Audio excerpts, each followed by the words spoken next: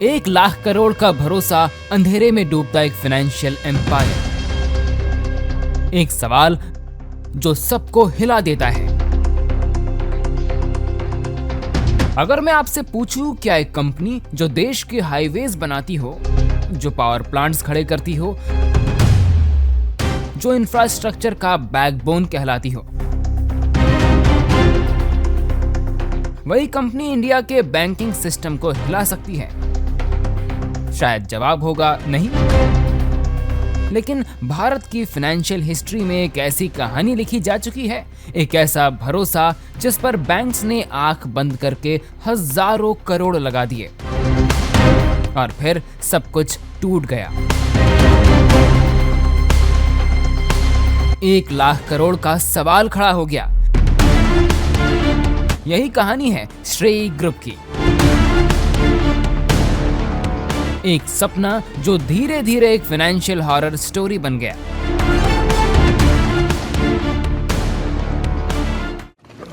सपने की शुरुआत 1989, कोलकाता।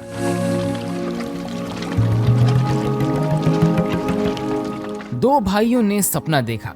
भारत तेजी से बढ़ रहा था।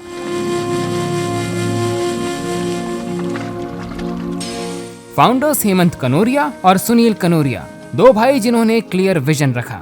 इंडिया को इंफ्रास्ट्रक्चर फाइनेंस चाहिए और हम वो गैप फिल करेंगे। लेकिन इंफ्रास्ट्रक्चर फाइनेंस की भारी कमी थी।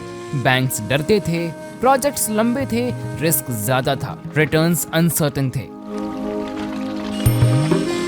लेकिन श्रेय ने कहा, जहां डर है वहीं अपॉर्चुनिटी है। धीरे धीरे कंपनी ने हैवी इक्विपमेंट फाइनेंसिंग शुरू किया, इंफ्रास्ट्रक्चर कंपनीज को फंडिंग दी, मार्केट में स्पेशलिस्ट की इमेज बनाई और फिर बैंक्स ने श्रेय पर भरोसा करना शुरू कर दिया।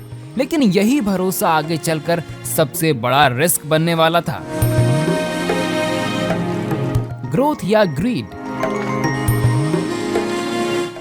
जैसे जैसे कंपनी बढ़ी, उसकी एम्बिशन भी बढ़ती गई।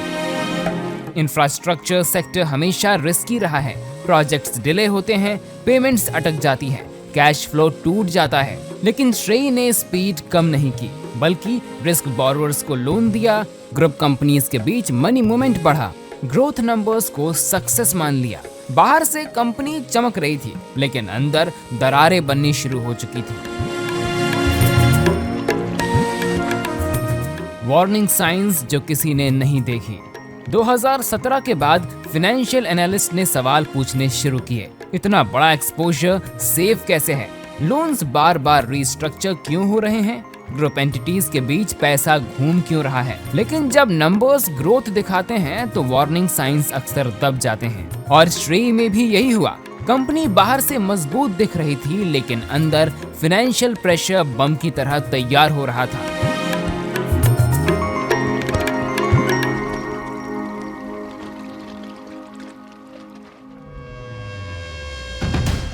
जब सिस्टम हिल गया 2020, सब कुछ बदल गया। पेमेंट्स रुकने लगे, क्रेडिट रेटिंग्स गिरने लगी, बैंक्स को समझ आने लगा बहुत कुछ गलत हो रहा है। सबसे ज्यादा एक्सपोजर था SBI, PNB, Canara bank, UCO bank. फिर आया वो खुलासा, 2400 करोड़ का सस्पेक्टेड फ्रॉड अलर्ट। और जब पूरी तस्वीर सामने आई तो पूरा देश चौंक गया। 90,000 से 1 लाख करोड़ तक का एक्सपोजर। ये सिर्फ कोलैप्स नहीं था, ये फाइनेंशियल अर्थक्वेक था। आरबीआई का हिस्टोरिक एक्शन। अक्टूबर 2021, आरबीआई ने ऐसा कदम उठाया जो बहुत कम देखने को मिलता है।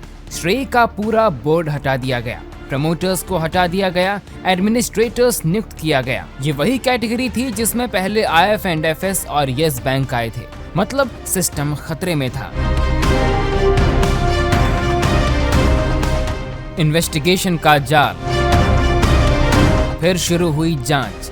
ईडी, सीबीआई, SFIO, एलिगेशंस सामने आए। बैंक्स को मिसलीडिंग इंफॉर्मेशन, लोन फंड्स का डाइवर्जन, ग्रुप कंपनीज के जरिए फंड रोटेशन, असेट्स सीज किए गए, पूछताछ शुरू हुई, लेकिन अंतिम फैसला अभी भी अदालतों के हाथ में था। असली विक्टिम कौन थे? हर स्कैम में सबसे ज्यादा नुकसान उन लोगों का होता है जो हेडलाइन में नहीं दिखते। Public sector banks, tax payers, employees, infrastructure workers. हजारों लोग एक फाइनेंशियल डिसीजन की वजह से अनसर्टेनिटी में चले गए। बैंक्स क्यों चुप रहे? सबसे बड़ा सवाल यही है, इतना बड़ा खतरा पहले क्यों नहीं दिखा?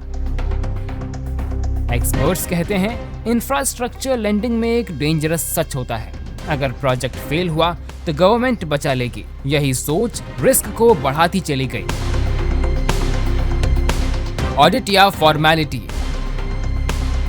हर साल ऑडिट्स हुए, बैलेंस शीट साइन होती रही, लेकिन असेट क्वालिटी गिरती रही, स्ट्रेस छुपाया जाता रहा, वार्निंग साइंस इग्नोर होते रहे।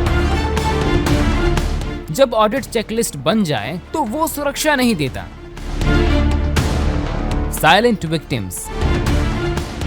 सेल्स टीम्स टारगेट्स पूरा करती रही, क्रेडिट ऑफिसर्स अप्रूवल्स देते रहे, लेकिन कोलैप्स के बाद जॉब्स खतरे में आई, सैलरीज रुकी, करियर्स टूट गए, सिस्टम फेल हुआ, लेकिन असर इंसानों पर पड़ा। एनबीएफसी सेक्टर का ट्रस्ट क्रैश।